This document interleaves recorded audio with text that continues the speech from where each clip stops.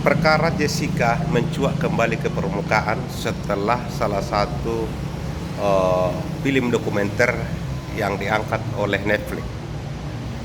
Sebetulnya dari awal kita melihat perkara ini sangat banyak kejanggalan. Yang pertama kejanggalannya adalah sebagaimana diungkap oleh Dr. Jaya Kusuma. Dokter yang pertama sekali melihat atau menangani mayat Mirda Solihin ini. Dalam penjelasannya di sidang pada waktu itu menyatakan bahwa setiap kematian yang terdapat kejanggalan maka harus dilakukan otopsi. Otopsi ini adalah salah satu cara untuk mengetahui sebab kematian. Kalau sebab kematian sudah ditemukan, maka disitulah kemudian dilakukan langkah penyelidikan dan penyidikan untuk menemukan siapa pelakunya. Perkara-perkara seperti ini sebetulnya sangat banyak terjadi di Republik Indonesia. Mungkin kita masih ingat dulu adanya ditemukan mayat di Pangkalan Kerinci di salah satu tempat. Terhadap mayat ini pun tidak dilakukan otopsi. Yang dilakukan adalah hanya pemeriksaan luar atau visum et repertum.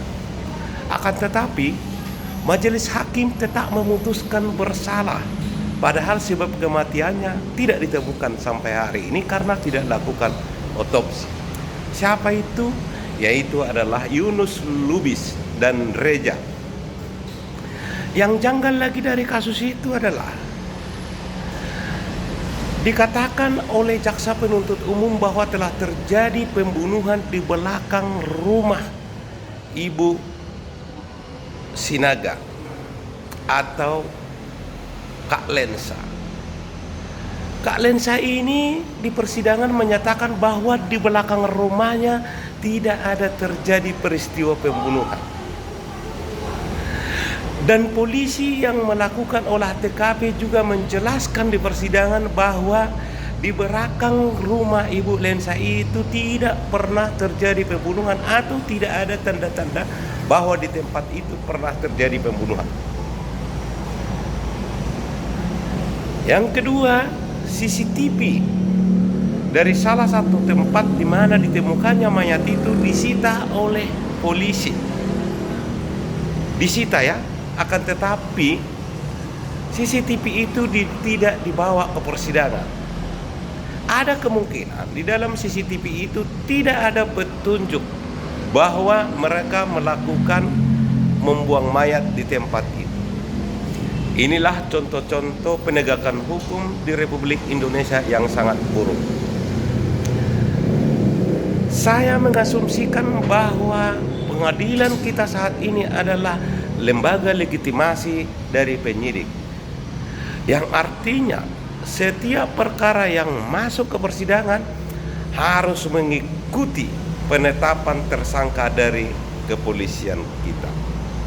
Apa yang membuat sehingga hakim sebagai ujung tombak, sebagai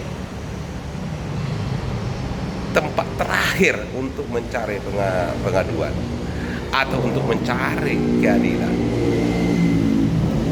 Akan tetapi dia selalu mengasumsikan setiap yang sudah ditetapkan tersangka oleh penyidik, maka itu adalah benar peristiwa hukum dan merekalah penakutnya. Hati-hati, saat ini memang sistem hukum kita sudah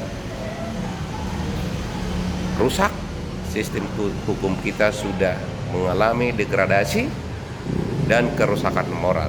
Mari kita perbaiki, mari kita perbaiki.